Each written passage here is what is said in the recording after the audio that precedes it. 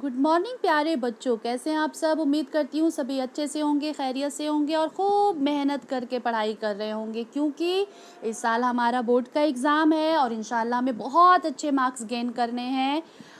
कड़ी मेहनत करने वालों की कभी हार नहीं होती, उन्हें सक्सेसफुली कामयाबी ज़रूर मिलती है बच्चे। तो फिर हार्ड वर्क करते रहिए, मेहनत करते रहिए, खूब अच्छे से पढ़ाई करते रहिए। तो बच्चे आज हम कौन सा सबक पढ़ेंगे? कॉल का पास, जिसको लिखा है किसने? मुंशी प्रेमचंद ने। किसने लिखा है कॉल का पास? मुंशी प्रेमचंद ने। ठीक है। तो बच्चे ये सबक शुरू करने के पहले हम मुंशी प्रेमचंद के बारे में थोड़ी सी जानकारी हासिल करेंगे, क्योंकि एग्ज़ाम में एक सवाल ये भी पूछा जाता है कि मुंशी प्रेमचंद के बारे में मुख्तसर बयान दीजिए। तो आपको पता होना चाहिए, जब पता होगा तभी तो आप बयान देंगे, थोड़ा सा मुख्तसर नोट लिखेंगे। तो चलिए हमें क्या करना है, बहुत सिंपल सा, उनकी पैदाइश, कहाँ पैदा हुए, कहाँ तक पढ़े, कौन सी नौकरी की, कौन सी किताब लिखी, कौन से अफसाने लिखे, बस इतना ही याद करना है बच्चे, और आप बहुत अच्छे से याद कर सकते हो। ठीक है, 5 मिनट में आप रीड करोगे तो अच्छे से याद हो जाएगा। चलिए अब हम शुरू करते हैं। प्रेमचंद की पैदाइश बनारस के एक गांव लम्ही में हुआ था। बनारस कहाँ है? यूपी में है, उत्तर प्रदेश में है। उनका असली नाम धनपत राय था। असली नाम क्या था? धनपत राय था। जैसे हम लोगों के घर में घर का नाम कुछ और होता है, स्कूल का नाम कुछ और होता है, तैसे इनका मुंशी प्रेमचंद का असली नाम क्या था? धनपत राय था। उनकी उनकी इब्तदाई तालीम गांव के मदरसे में हुई। मैट्रिक पास करने के बाद 1899 में बनारस के करीब चुनारगढ़ के एक मिशन स्कूल में असिस्टेंट मास्टर की हैसियत से मुलाजिम हो गए। 1905 में कानपुर के ज़िला स्कूल में उस्ताद की हैसियत से उनका तकर्रुर हुआ। ठीक है बच्चे, यहाँ तक समझ में आया कि यानी वो कहाँ पैदा हुए? बनारस में पैदा हुए। असली नाम उनका धनपत राय था और उनकी इब्तदाई यानी शुरुआती तालीम यानी कहाँ से वो शुरू किए थे? मदरसे से किए थे। मैट्रिक पास करने के बाद एक चुनारगढ़ में एक मिशन स्कूल में एक मास्टर की हैसियत से मुलाजिम हो गए और 1905 में क्या हो गए? कानपुर ज़िले स्कूल में उस्ताद की हैसियत से उनका सिलेक्शन हो गया। ठीक है, आगे चलते हैं। मुंशी प्रेमचंद को लिखने का बड़ा बचपन से शौक था, यानी प्रेमचंद को लिखने का शौक बचपन से था। उन्होंने जिंदगी के दुख दर्द को करीब से देखा और महसूस किया। बच्चे कहते हैं कि मुंशी प्रेमचंद की जो ज़िंदगी थी वो बहुत दुख दर्द से भरी हुई थी। ठीक है, बहुत ज़्यादा उन्होंने बचपन से ही बहुत ही ज़्यादा दुख उठाए थे। यही वजह है कि ज़िंदगी के मसाइल उनकी तहरीरों पर मौजू बन गए।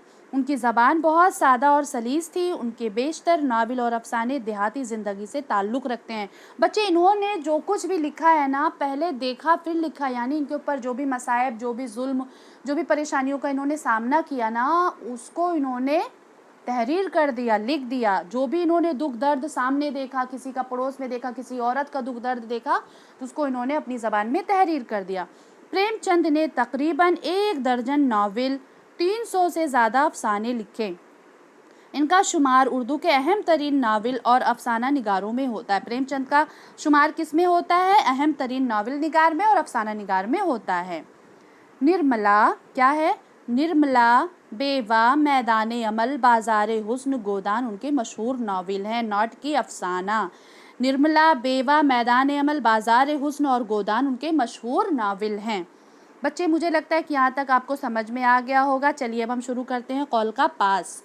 कॉल का पास मतलब बयान। जैसे आप किसी से प्रॉमिस करते हो, वादा करते हो और वादा करके उसे पूरा नहीं करते हो, तो बच्चे ये तो गलत बात होती है। यानी इस सबक में ये कहने की कोशिश की गई है कि अगर हम किसी से वादा करते हैं, किसी से प्रॉमिस करते हैं, तो हमें उसे पूरा करना चाहिए, ना कि वादा खिलाफ़ी करना चाहिए। ठीक है, चलिए हम शुरू करते हैं। बहुत ही अच्छा चैप्टर है ये, मुंशी प्रेमचंद ने इसे बहुत ही अच्छे से लिखा है, बहुत आम फहम ज़बान में लिखा है। चलिए शुरू करते हैं। अकबर बादशाह मुग़लों का बहुत मशहूर बादशाह गुजरा, सबको पता है, आपने हिस्ट्री में भी पढ़ा होगा। उसने लड़ाइयाँ लड़कर हिंदुस्तान का बहुत सा हिस्सा फतेह कर लिया, यानी जीत लिया। एक राजपूताना रह गया था।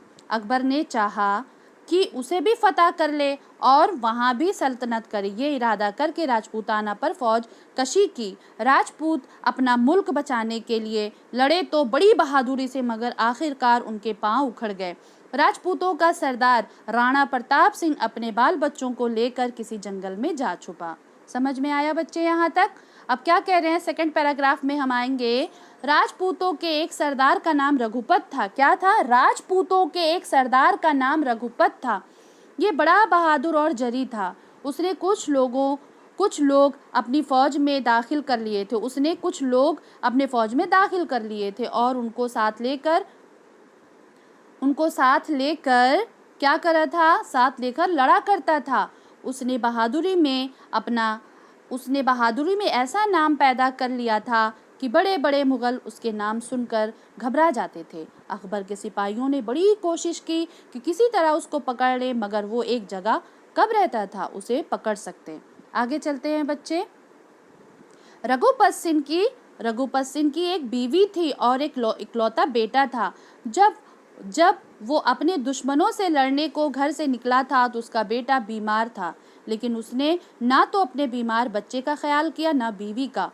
मुगलों से लड़ने को घर से निकल खड़ा हुआ। हाँ, कभी कभी चोरी छुपे से किसी को घर भेज देता था और बीवी बच्चे की खबर मंगवा लिया करता था। यहाँ तक समझ में आ गया होगा बच्चों आपको। अब हम चलते हैं इस पैराग्राफ पे। रघुपत को पकड़ने को अकबर बादशाह ने बहुत सी फौज भेजी, मगर वो किसी के हाथ ना आया। फिर बादशाह ने उसके घर पर पहरा बिठा दिया। अकबर का ख्याल था कि किसी दिन रघुपत सिंह अपने बाल बच्चे से मिलने तो जरूर घर आएगा, बस उसी दिन सिपाही उसको पकड़ लेंगे। इधर किसी ने रघुपत सिंह को खबर कर दी कि तेरा बेटा घड़ी दो घड़ी का मेहमान है, चलकर उसे देख ले। यानी रघुपत का जो बेटा था, इकलौता बेटा था, वो बहुत बीमार था। किसी ने उसे खबर दी कि एक बार आके अपने बच्चे को देख लो, क्योंकि उसका आखिर वक्त चल रहा है, उसका कभी भी दम निकल सकता है। ये सुनकर रघुपत सिंह घबरा गया। सूरज डूब रहा था, जंगल में सफर करने का वक्त तो नहीं था, मगर रघुपत ने सोचा कि अगर मैंने जरा भी देरी की तो शायद मैं लड़के की सूरत भी न देख सकूं। इसी वक्त चलना चाहिए। रघुपत सिंह उस वक्त चलने को तैयार हो गया। जब रघुपत सिंह घर पहुंचा तो दरवाजे पर अकबर बादशाह के सिपाहियों में से एक पहरेदार ने कहा, बादशाह का हुक्म है कि तुम जहां भी मिलो पकड़ लिए जाओ। रघुपत सिंह ने कहा, मेरा लड़का मर रहा है, उसे देखने आया हूँ, जरा देर के लिए मुझे अंदर चले जाने दो, अभी देखकर लौट आता हूँ। इसी वक्त जो जी चाहे कर लेना, मैं राजपूत हूँ, झूठ हरगिज न बोलूंगा। देखा यहाँ पे इसने क्या प्रॉमिस किया कि मेरा लड़का बीमार है, वो मरने के कगार पर है, मुझे उससे मिल लेने दो ताकि मैं उसको देख सकूं, और जैसे मैं देख लूंगा आप मुझे गिरफ्तार कर लीजिएगा। मैं वादा नहीं तोड़ूंगा क्योंकि मैं एक राजपूत हूँ। आगे चलते हैं बच्चे। उस पहरेदार सिपाही ने कहा कि देख आओ। जब रघुपत सिंह घर में गया तो देखा कि लड़का बेचैन हो रहा है और बीवी फिक्र के मारे बेहाल हो रही है। मियाँ को देखकर बीवी की ढाढ़स बंधी रघुपत सिंह ने बच्चे को प्यार किया और दवा की तदबीरें बताईं। फिर अपनी बीवी से कहा, दरवाजे पर सिपाही खड़ा है, मैं कहकर आया हूँ कि मैं कैद होने में अभी वापस आता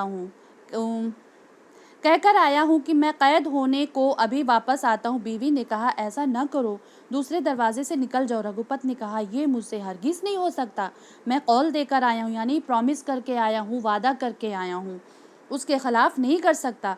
ये कहकर वो दरवाजे पर आया। सिपाही से कहने लगा, लो मैं आ गया, मुझे पकड़ लो, जहाँ चाहे ले चलो। सिपाही ने कहा, तुम्हें पकड़ने को मेरा जी नहीं चाहता। सिपाही ने क्या बोला? तुम्हें पकड़ने का मेरा जी नहीं चाहता, तुम भाग जाओ। रघुपत ने कहा, बहुत बेहतर, तुमने उस वक्त मेरी मदद की, जब तुम पर बुरा वक्त आएगा तो मैं भी तुम्हारी मदद करूंगा। ये कहकर रघुपत आगे बढ़ा और गायब हो गया। इस बात को थोड़ी देर हुई थी कि मुगलों का एक अफसर कुछ आदमियों को साथ लेकर पहुंचा। पहरे वाले से कहा कि हमने सुना कि रघुपत क्या बोला? कौन आया था? पहरे वाले से कहा कि हमने सुना है रघुपत इधर आया है। पहरे वाले ने सच कह दिया कि रघुपत सिंह अपने बीमार बेटे को देखने आया था। मैंने उसे जाने की इजाज़त दे दी। ये सुनकर अफसर पहरेदार को कैद कर लिया। रघुपत सिंह को भी सिपाही ने कैद होने की खबर मिल गई। रघुपत ने जो वादा किया था कि अगर तुम्हारे ऊपर कभी कोई बुरा वक्त आएगा तो मैं तुम्हारी ज़रूर मदद करूंगा, तो वो उसी वक्त वापस आया और आकर मुगल अफसर के पास खड़ा होकर कहा कि मैं रघुपत हूँ, मैं वापस आ गया हूँ, मुझे पकड़ लो और बेगुनाह कैदी को छोड़ दो। अफसर ने रघुपत को पकड़ लिया और कैद खाने में डाल दिया, लेकिन सिपाही को न छोड़ा। अफसर ने दोनों को कत्ल करने का हुक्म दे दिया। दूसरे दिन क्या होता है बच्चे? दूसरे दिन सिपाही रघुपत और पहरेदार को मैदान में लाए कि उनको कत्ल किया जाए। दोनों के हाथ पैर बंधे हुए थे। मुगल अफसर जल्लाद से कहा कि दोनों की गर्दनें उड़ा दो। जल्लाद ने तलवार उठाई ही थी कि घोड़ों की टापों की आवाज़ सुनाई दी। लोगों ने देखा कि अकबर बादशाह अपने अफसरों के साथ चला आ रहा है। सब ने झुक कर सलाम किया। अकबर घोड़े पर से उतर पड़ा और कहने लगा, रघुपत की गिरफ्तारी का पूरा हाल मुझको मालूम हो चुका है। फिर पहरेदार से कहा कि हर भले आदमी का दिल दूसरों का दिल देखकर पिघल जाता है। मुझे मालूम है कि इस राजपूत की तकलीफ देखकर तुम्हारा दिल भर आया था, इसलिए तुमने उसको छोड़ दिया था। मैं इसमें तुम्हारा कोई कसूर नहीं है। अगर कुछ है भी तो मैंने माफ़ किया। मुझे ऐसे ही सिपाही चाहिए जो अपने बादशाह से ज़्यादा खुदा से डरता है। ये सुनते ही पहरेदार खुशी से फूला न समाया। देखा बच्चे, समझ में आया ना कि वादा करके वादा पूरा करना कितनी अच्छी बात होती है। इससे आपकी इज्जत और शान बढ़ती है। फिर अकबर ने रघुपत की तरफ देखकर कहा, मुझे पहले ये मालूम न था कि बहादुर राजपूत बात के इतने धनी होते हैं। तुम्हारी बहादुरी और इफ़ाए वादा से मैं बहुत खुश हुआ। मैंने तुमको भी छोड़ा। रघुपत सिंह घुटनों के बल ज़मीन पर झुक गया और कहा, आप जिस रघुपत को इतनी मुश्किल से भी जीत न सके, आज अपनी दरिया दिली दिखाकर आपने उसे जीत लिया। आप बहादुरों की वक़ात कराना जानते हैं। मैं भी आपका दुश्मन होकर तलवार ना उठाऊंगा। यानी मैं तो पहले आपका दुश्मन था, लेकिन आपके बारे में जानकर सब कुछ जान गया, तो आज से मैं आपके ऊपर, आप मेरे दुश्मन नहीं रहे। ये कहना चाह रहा था। जो आदमी अपने वादे के पक्के होते हैं और सच्चाई पर जमे रहते हैं और दूसरों के दुख दर्द में मदद करते हैं, खुदा हमेशा उनकी मदद करता है। तो बच्चों, मुंशी प्रेमचंद ने कितनी अच्छी कहानी, कितना अच्छा अफसाना यहाँ पे लिखा मुंशी प्रेमचंद ने, कौल का पास। तो बच्चे अब हम नीचे चलते हैं। ये अल्फाज मायने हम ज़रूर पढ़ेंगे। अल्फाज मायने वक़्त मतलब इज़्ज़त होती है। वक़्त मतलब इज़्ज़त, दरिया दिली, फराख दिली, कौल, वादा, जरी का मतलब क्या होता है? बहादुर होता है। फौज कशी, हमला, चढ़ाई, फतह, जीत। अच्छा बच्चे, गौर करने वाली बात जो होती है, इसे ज़रूर पढ़ा करें। आप सबके पास बुक्स होंगी। इंसान को अपने वादे का पक्का होना चाहिए। जो लोग वादे के सच्चे होते हैं, उन्हें ज़िंदगी में इज़्ज़त और कामयाबी ज़रूर मिलती है। आजकल क्या है बेटा, कोई किसी से प्रॉमिस ले लो कि हाँ मैं कल इंशाल्लाह आपके घर आऊँगी, ज़रूर आऊँगी, ज़रूर कर लिया। अब सामने वाला बंदा आपका इंतज़ार कर रहा है, आप नहीं आए, तो सामने वाले को भी बुरा लगेगा और आपकी इज़्ज़त और शान में कमी आ जाएगी कि कैसे हैं, वादा करते हैं और वादा पूरा नहीं करते। चलिए बच्चे, सबसे पहला सवाल कौन सा है आपका? चलिए देखते हैं। हाँ, पहला सवाल आपका है, अकबर बादशाह यानी अकबर किस ख़ानदान का बादशाह था? क्या सवाल पूछा गया बच्चे आपसे? अकबर बादशाह किस ख़ानदान का बादशाह था? तो यहाँ पे मैं आपको बताऊंगी कि अकबर बादशाह मुग़ल ख़ानदान का मशहूर बादशाह था, इसलिए उसे अकबर आज़म भी कहते थे। क्या कहते थे? अकबर आज़म। फिर से एक बार बच्चे सवाल देख लें। सवाल क्या है कि अकबर किस ख़ानदान का मुग़ल बादशाह था? ये एग्ज़ाम में बहुत पूछा जाता है, तो एकदम ज़हननशी होके समझेंगे। अकबर बादशाह मुग़ल ख़ानदान का मशहूर बादशाह था, इसीलिए उसे अकबर आज़म कहते हैं। अब दूसरा सवाल क्या है बच्चे कि राजपूतों के उस सरदार का नाम क्या था जो जंगल में क्यों छुप गया था? एक राजपूतों का सरदार था, वो जंगल में क्यों छुप गया था? तो राजपूतों के उस सरदार का नाम क्या था? राणा प्रताप सिंह। क्या था? राणा प्रताप सिंह। वो मुगलों की फौज का मुकाबला नहीं कर पाया, इसलिए जंगल में जाकर छुप गया।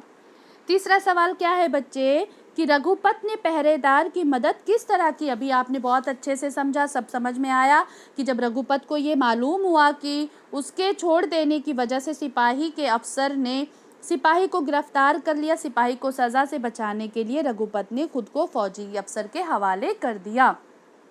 चौथा सवाल क्या है बच्चे कि अकबर रघुपत की किस बात से मुतासिर हुआ, यानी किस बात से मुतासिर यानी खुश हुआ था?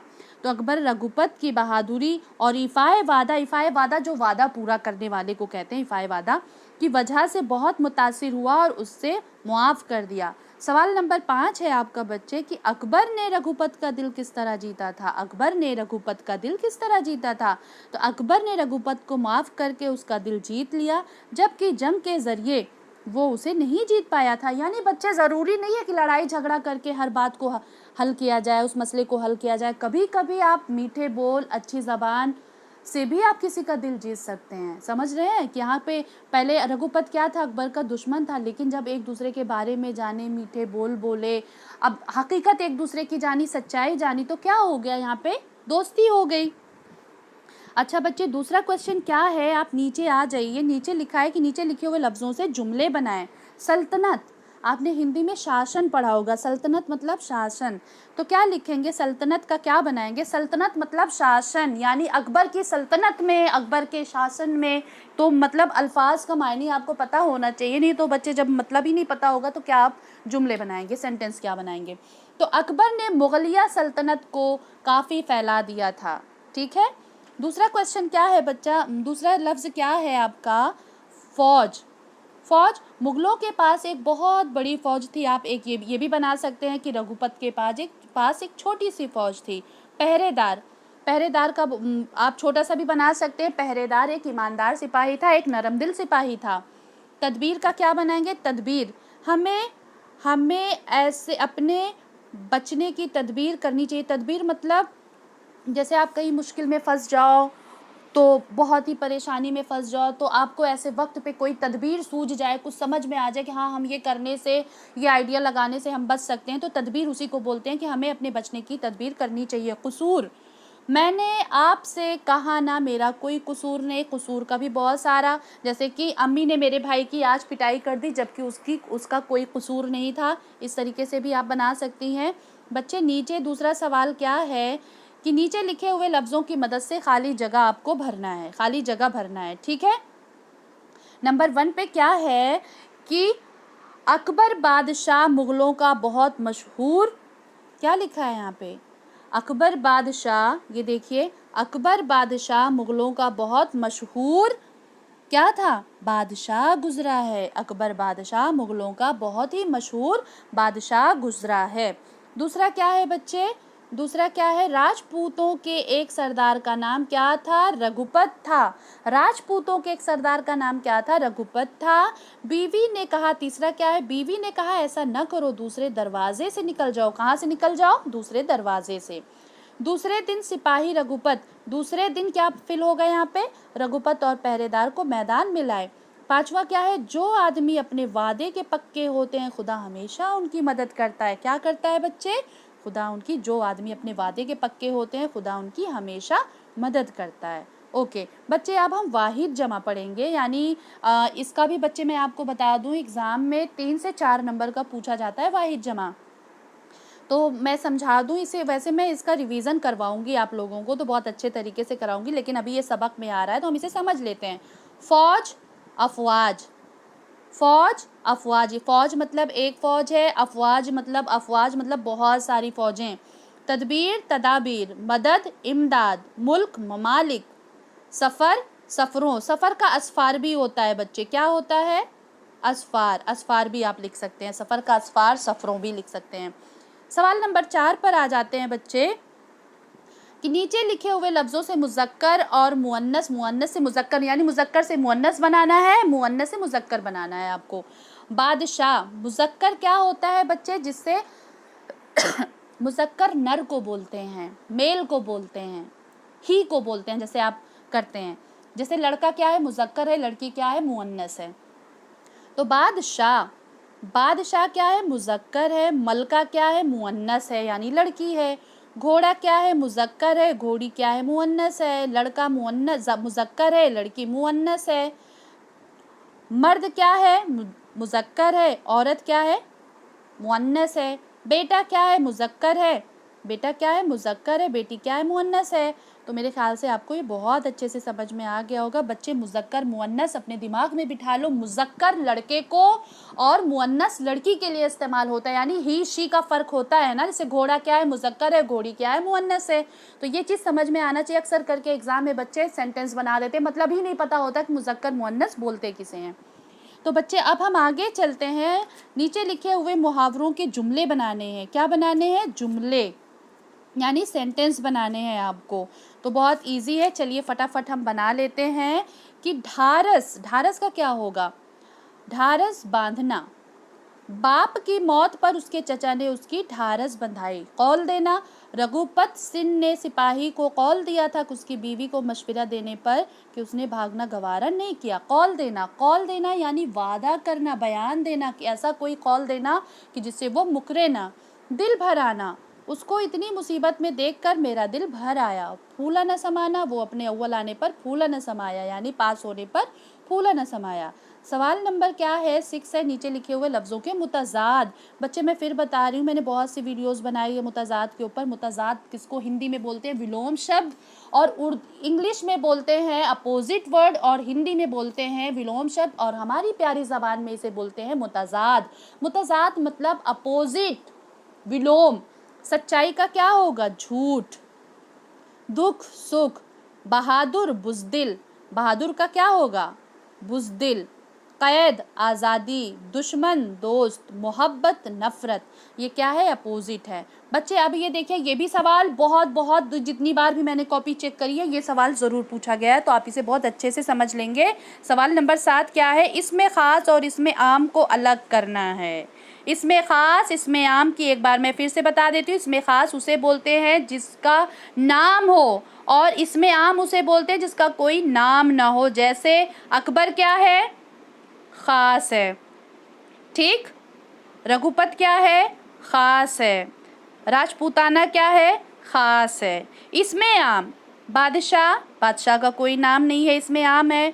बहादुर, ये भी इसमें आम है। आम मतलब कॉमन, आपने कॉमन नाउन प्रॉपर नाउन पढ़ा है ना बच्चे, वही चीज़ है इसमें आम, इसमें ख़ास, यानी इसमें मुआरिफा, इसमें नकरा। तो यहाँ पे इसमें ख़ास की ये कैटेगरी दी गई है, और इसमें आम की ये है कि इनका कोई नाम नहीं है ना। घोड़े का नाम आप कुछ भी रख दो, बेटे का नाम राजू हो गया तो वो ख़ास हो गया, बेटा है तो आम है। बहादुर है तो आम है। राजपूत बहादुर, बहादुर राजपूत, बहादुर अकबर का नाम हो गया तो बहादुर लग गया किसके साथ? अकबर के साथ। तो इस तरीके का होता है बेटा, ठीक है।